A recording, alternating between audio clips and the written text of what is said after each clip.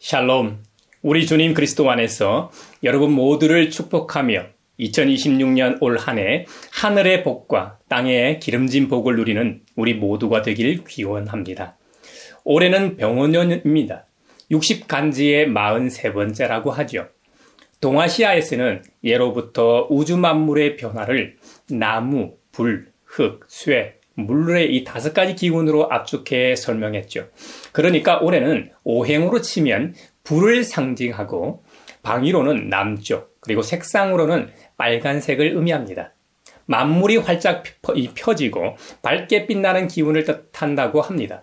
또 12지신 중에는 말에 해당합니다. 시간으로는 가장 해가 높이 뜨는 이 정오를 말하고 달로는 생명력이 왕성한 음력 5월을 상징한다고 합니다. 병원년의 이 상징적 의미는 붉은 말의 해입니다. 이는 다음과 같은 복합적인 의미를 담고 있다고 합니다. 말은 예로부터 역동성과 활발한 이 활동력을 상징했습니다. 붉은 말은 그 기운이 매우 강하며 정체된 이 상황을 돌파하는 강력한 추진력과 개척 정신을 의미합니다. 천간의 병과 지지의 오가 모두 강한 불의 기운을 가지고 있습니다. 사회적으로 변화가 빠르고 열정적인 분위기가 형성됨을 뜻합니다. 숨겨진 것이 드러나는 밝음과 성장의 시기로 해석되기도 합니다. 민속학적으로 병원년은 큰 변화나 혁신이 일어나는 해로 여겨지기도 합니다. 뜨거운 불꽃처럼 에너지가 넘치기 때문에 창의적인 활동이나 새로운 시작에 유리한 기운으로 본다고 합니다. 또 우리 역사에서 병원년은 주로 큰 변화나 국방, 외교적 사건이 많았던 해로 기록되어 있습니다. 가까이는 1846년 병원년에는 교회사 최초의 한국인 천주교 사제인 김대근 신부를 처형하는 등 천주교 교인에 대한 박해가 있었죠. 이를 가리켜 병오박해라고 부릅니다. 그리고 1906년 병오의병, 즉 1905년 을사늑약으로 외교권이 박탈되자 전국 각지에서 이 의병 봉기가 있었는데 이를 1906년 병오의병이라고 하지 않습니까? 세상적으로는 궁합이나 재물, 건강 등 특정 분야에 대해 관심이 많고 운세도 보고 합니다만 2026년 올해 병원년은 과거의 역사적 충돌보다는 열정적인 도약과 화합의 빛으로 기록되는 긍정적인 해가 되길 기원합니다. 그리고 다사다난했던 2025년을 감사로 기억하고 창조주 하나님께서 우리에게 허락하신 2026년에는 새로운 희망과 결실의 새해를 맞이한 우리 모두에게 하나님 아버지께서 은혜와 진리로 항상 늘 함께 동행해 주시리라 믿습니다. 또한 그리스도 우리 주님 안에서 하늘에 이속한 온갖 신령한 복과 이 땅의 기름진 복을 여러분에게 내려주시길 기원합니다. 오늘 에베소 본문을 보면 사도 바울은 에베소에 있는 믿음의 형제자매들에게 보낸 편지에서 하나님은 세상 창조 전에 그리스도 안에서 우리를 택하시고 사랑해 주셔서 하나님 앞에서 거룩하고 흠이 없는 사람이 되게 하셨다고 선언하고 있습니다. 여러분 놀랍지 않나요? 하나님께서는 우리를 바로 저와 여러분 한 사람 한 사람을 하나님의 자녀로 삼으시기로 예정하셨다는 겁니다. 예정. 미리 택했다는 거예요. 언제부터 하나님의 자녀로 삼으려고 작정하셨나요? 세상 창조 전에. 태초의 말씀으로 우리가 관측 가능한 930억 광년을 포함하여 이 세상 천지 만물을 창조하시기 이전에 이미 예정하셨다는 겁니다. 짧게는 우리 자신이 세상에 태어나기도 전에 말입니다. 하나님께서 그리스도 우리 주님 안에서 우리를 구원하시고 속량하실 계획을 세우시고 사랑해 주셨다는 겁니다.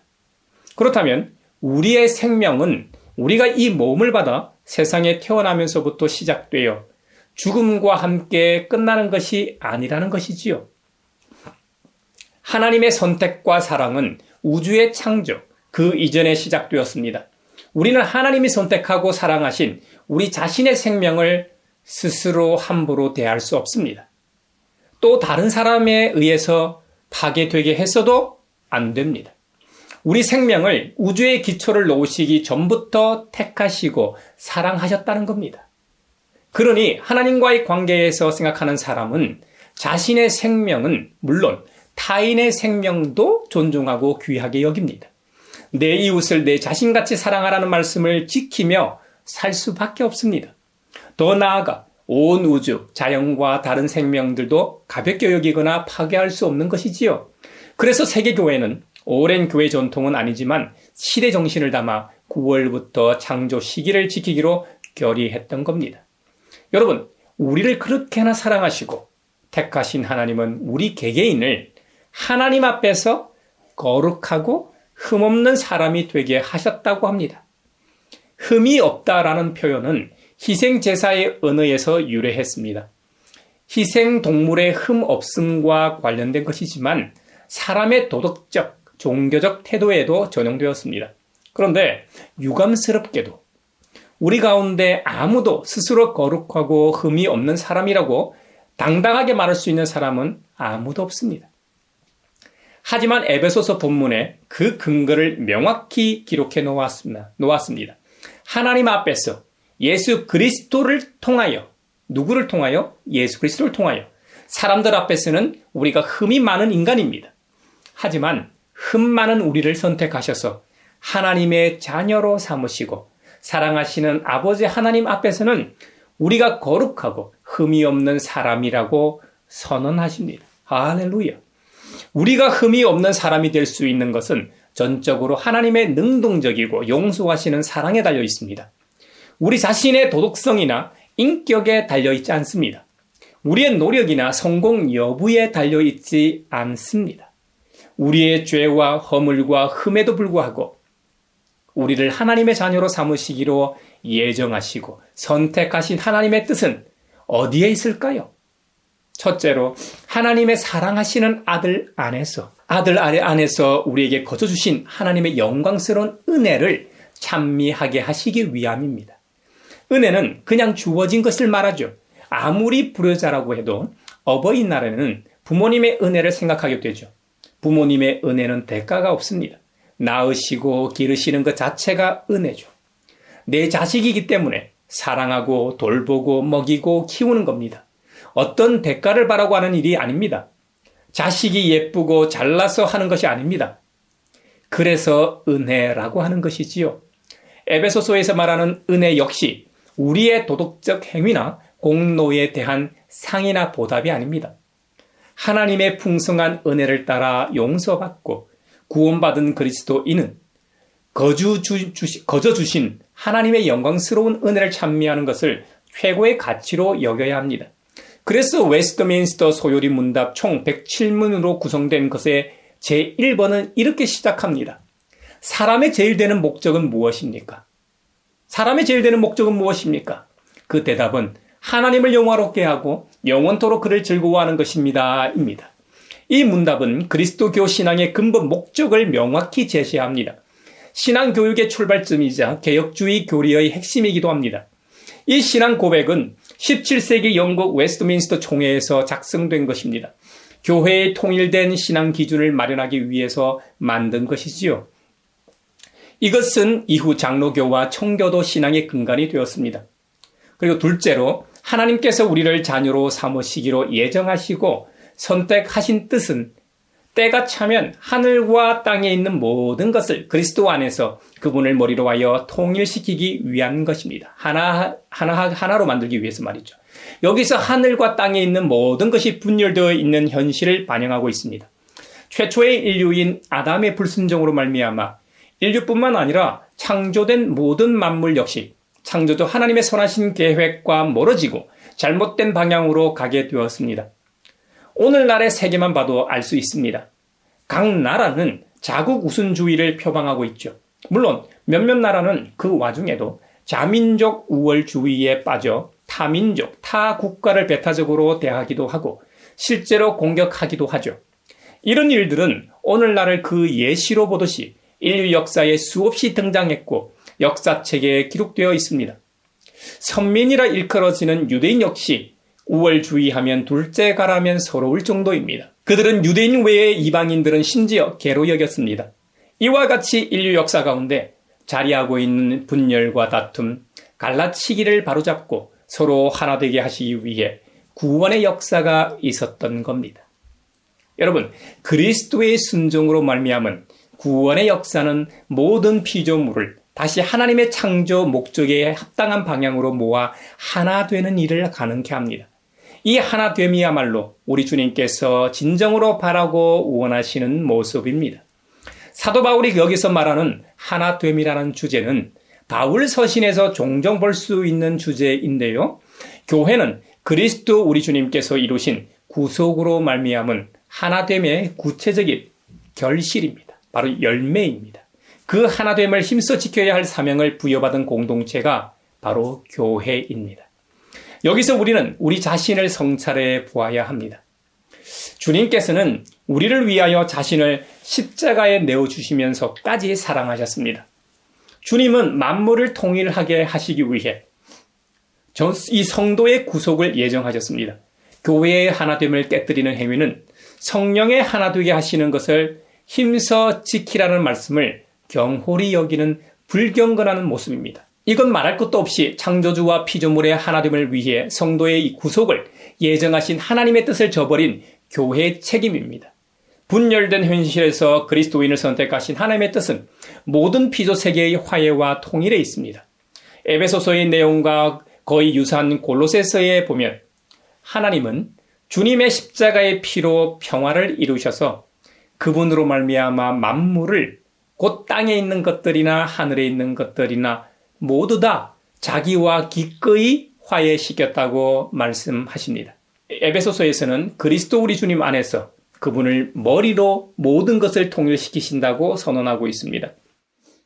우리 가양교회뿐만 아니라 지구상에 존재하는 모든 교회의 존재 이유도 하나됨과 모든 것의 통일에 있습니다. 만약에 우리가 주님께서 이루신 하나됨을 깨거나 파괴한다면 우리는 적그리스도요 마귀 같은 존재라고 해도 과언이 아닐 겁니다. 오늘 복음서 본문인 요한복음 1장에 보면 온 우주를 포함하여 모든 만물과의 화해, 하나됨, 통일을 위해 하나님의 자녀로 선택받고 부르심을 받았습니다. 이러한 부르심, 소명, 사명은 모든 그리스도인의 과제이자 동시에 특권입니다. 우리 교회에서 보는 세번역 성경에서는 그러나 그를 맞아들인 사람들, 곧 그 이름을 믿는 사람들에게는 하나님의 자녀가 되는 특권을 주셨다고 번역했고, 개역 개정판에서는 영접하는 자, 곧 그 이름을 믿는 자들에게는 하나님의 자녀가 되는 권세를 주셨다고 기록하고 있습니다. 권세, 특권, 권세. 바로 이 특권은 특정의 신분이나 계급에 속하는 사람에게 특별히 주어지는 우월한 지위나 권리를 의미하죠. 유대인들의 선민의식이 가장 대표적인 특권의식이었습니다. 그래서 유대인들은 굉장히 배타적인 사람과 민족이 되고 말았습니다. 그래서 요한은 그가 자기 땅에 오셨으나 그리스도가 자기 땅에 오셨으나 그의 백성은 그를 맞아들이지 않았다고 증언합니다.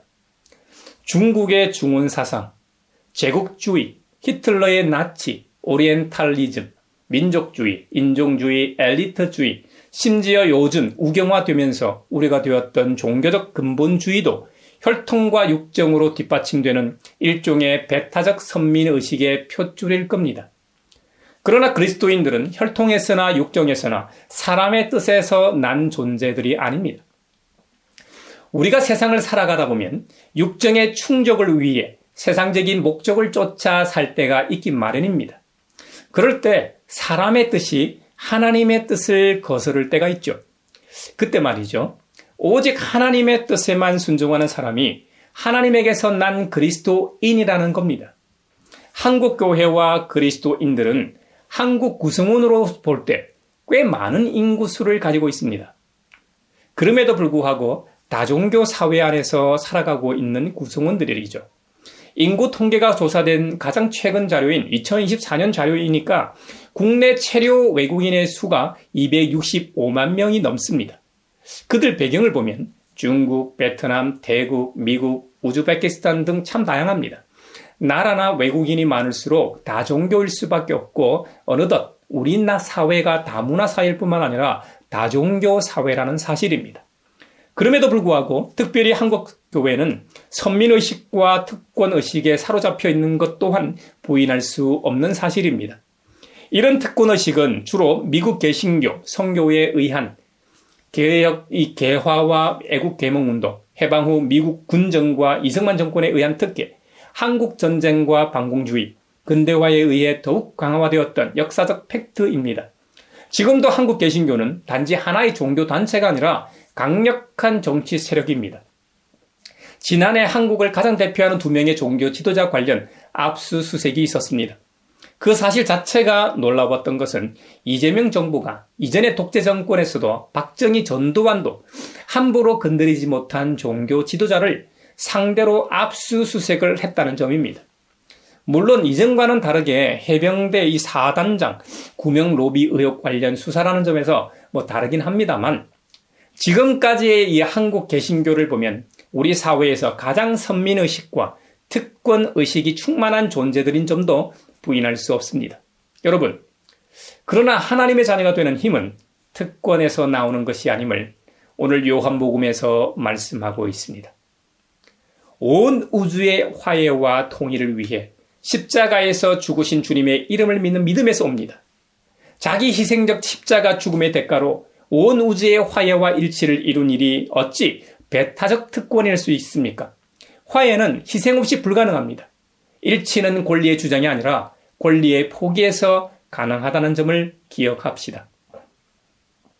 역설적이게도 온 우주의 화해와 일치를 위해 예정되고 선택받은 것이야말로 특권 중의 특권입니다.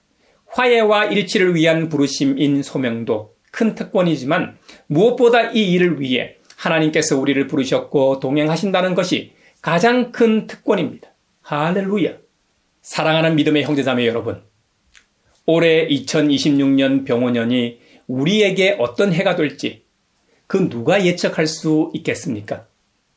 설교 서두에서 제가 말씀드렸던 붉은 말의 해라는 이름처럼 열정적인 도약과 화합의 빛으로 기록되는 긍정적인 해가 될지 아니면 파국의 해가 될지 그 누가 알겠습니까?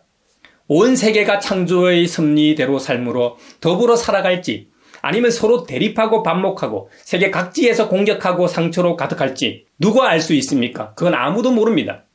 아마도 이전에 그래왔던 것처럼 올해도 이 사실과 진실, 해석과 이 입장 차이의 다툼이 반복될 겁니다.